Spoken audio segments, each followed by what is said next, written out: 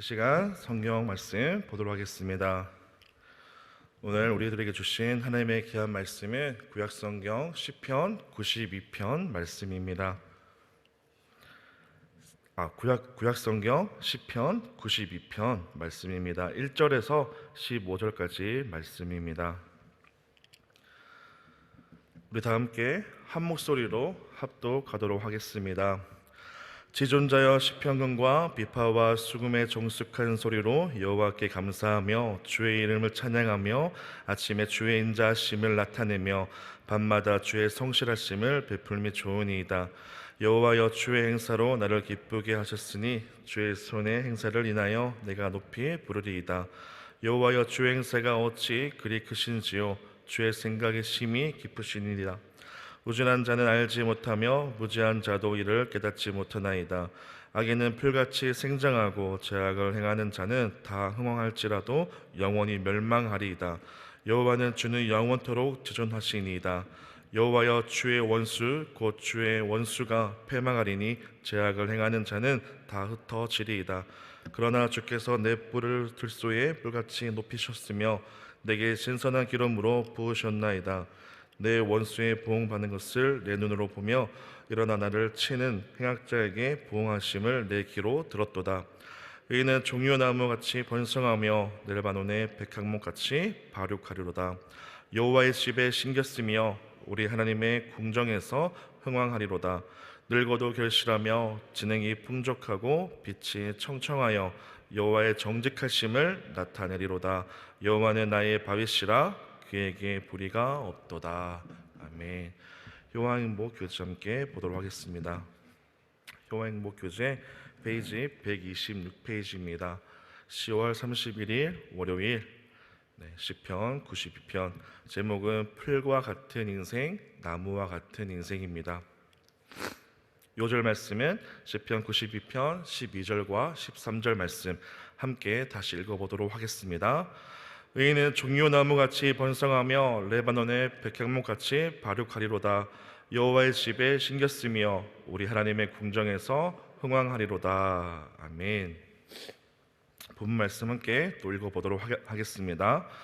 영의 눈을 뜬 신앙인들은 아주 사소한 일 하나에서도 우리를 사랑하시며 우리에게 말을 건네시고 우리를 위해 일하시는 하나님의 모습을 본다. 하나님은 우리를 돌보시는 하나님의 사랑을 발견하고 그 은혜에 감격하고 감사하며 살기를 원하신다. 죄 때문에 영이 죽고 육체적인 삶을 살아가는 우준한 자는 이 모든 것이 그저 우연이라고 흘려버린다. 영어 성경은 우준한 자를 짐승 같은 자라고 번역한다. 먹고 마시는 데만 열중하고 그것으로 만족하며 세상의 온갖 더러운 곳에 뒹굴면서 영혼을 돌보지 않는다면 짐승과 다를 것이 없다.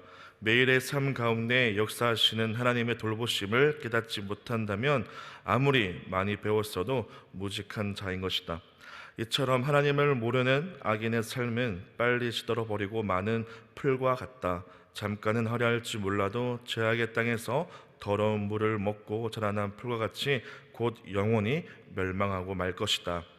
의인의 삶은 나무와 같다. 시인이 의인의 비유한 종려나무와 백향목은 메마른 사막과 같이 황폐한 땅에서 자라난다고 한다.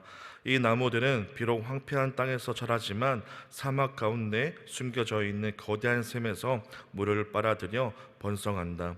이처럼 의인은 비록 환난 많은 거친 세상에서 살지만 하나님의 궁정에 심어진 나무와 같이 하나님께 뿌리를 내리고 있어 안전하다. 늙어도 결실하며 진행이 풍족하고 빛이 청청하다. 왜냐하면 하나님의 궁정에 심긴 의인의 마음에는 세상이 알지 못하는 기쁨의 샘이 있기 때문이다. 그것은 곧 사철 생수가 마르지 않는 성령 충만의 샘이다. 풀과 같은 인생이 되지 말고 날마다 성령 충만함으로 하나님 나라의 거목이 되자. 아멘. 오늘 시편 92편 말씀 가지고 함께 또 말씀 나누고자 합니다. 저와 여러분들은 모두 이 자리에 계신 여러분들은 나이가 많든 적든 젊음을 사랑합니다. 그리고 젊어질 수 있다면 모든 것을 할 수 있으리라 생각되어집니다. 그런데 우리가 조금 어린 나이죠. 청소년부, 청년의 나이 때 보면은 조금 빨리 나이가 들어서 어른이 되고 싶어 합니다. 어린 나이에 매여 있는 것이 굉장히 불편하고 나도 자유롭게 내가 하고 싶은 일을 하면서 지내고 싶은 것이 어릴 때의 마음이죠. 그런데 막상 어른이 되고 나면 나이를 먹고 살아가는 것이 얼마나 염려가 되는지 모릅니다. 그래서 사람들은 이 젊음을 유지하는데 많은 시간과 비용을 투자합니다.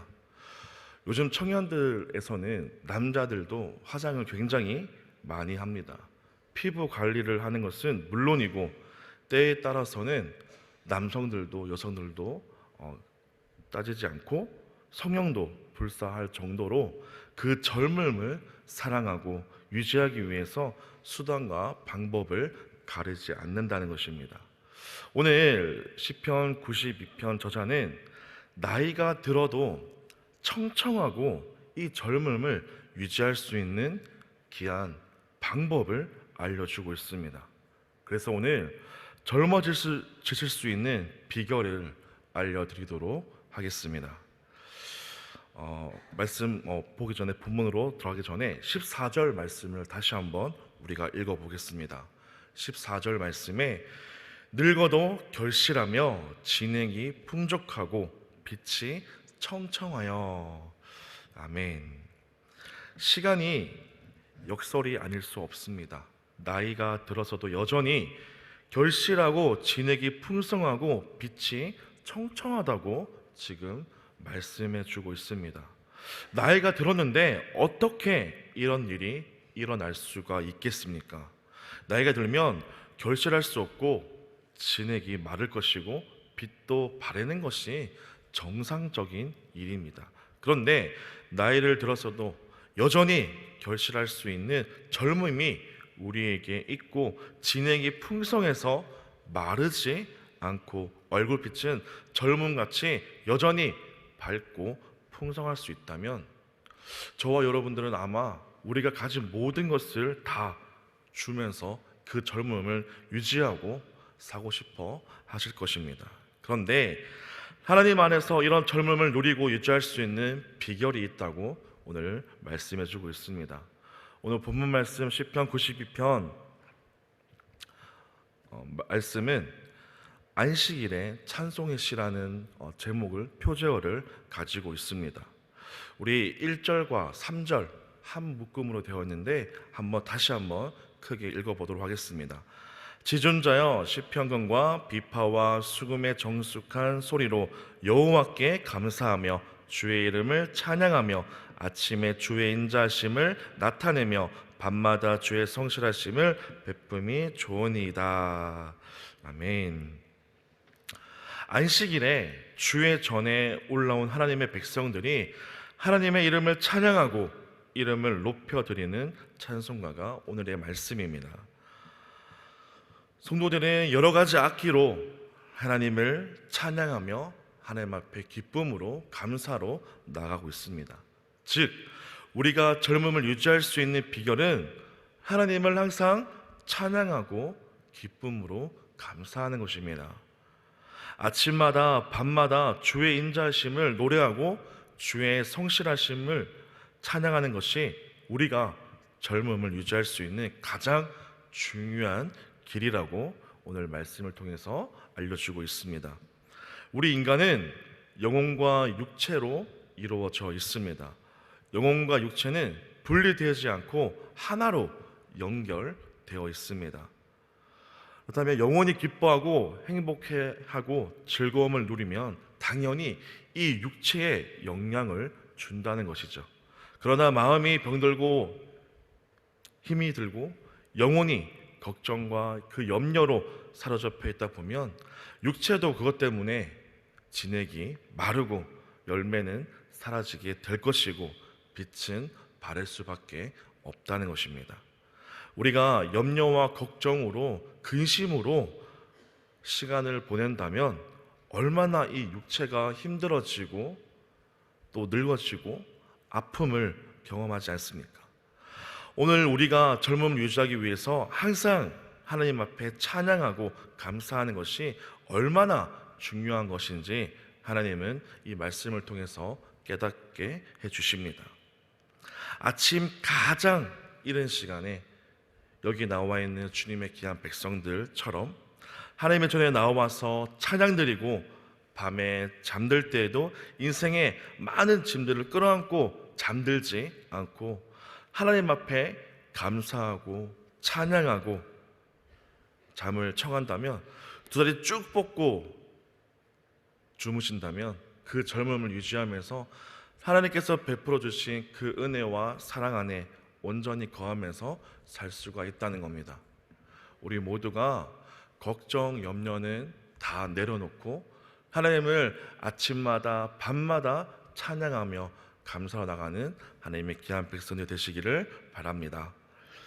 두 번째, 우리가 젊음을 유지할 수 있는 비결은 악에 대한 태도라고 말할 수 있습니다. 오늘 7절 말씀에 이렇게 나와 있습니다. 악에는 풀같이 생장하고 죄악을 행하는 자는 다 흥황할지라도 영원히 멸망하리이다. 아멘. 우리 주변에 있는 악을 우리가 인위적으로 모두 없앨 수는 없습니다. 악은 풀같이 자라난다고 말하고 있습니다. 아무리 베고 또 베어도 장마철에 자라나는 풀처럼 잠깐 눈을 돌리고 있다가 돌아보면 그 풀은 우리 키만큼 자라나는 것처럼 악도 그렇게 자라난다는 것입니다. 악에 대해서 정말 결벽증을 가지고 있는 사람들도 있습니다. 내 주변에 악은 모조리 베어버리고 사라지게 하겠다, 그런 사명을 가진 사람들도 있습니다. 이 악에 대한 스트레스가 사람을 늙고 병들게 하는 것입니다. 악은 당연히 우리 주변에 존재하는 것이고 여전히 악은 성장하고 있고 악인들은 흥황하는 것이라고 성경이 우리에게 말해주고 있습니다. 그런데 더 중요한 사실은 악인은 반드시 망한다는 것입니다. 하나님의 말씀에 우리가 손대지 않고 우리 손으로 악을 처단하려 다니지 않아도 악인은 시간이 지나면 하나님의 손에 패망하여지고 망하고 뽑혀 나가게 되어 있다고 오늘 말씀해 주고 있습니다. 그리고 악에 대해서 계속 이어서 말씀해 주고 있습니다. 9절 말씀에 여호와여 주의 원수 곧 주의 원수가 패망하리니 죄악을 행하는 자는 다 흩어지리이다 라고 말씀하고 있습니다. 악은 이렇게 망하는 것은 상식이고 법칙입니다.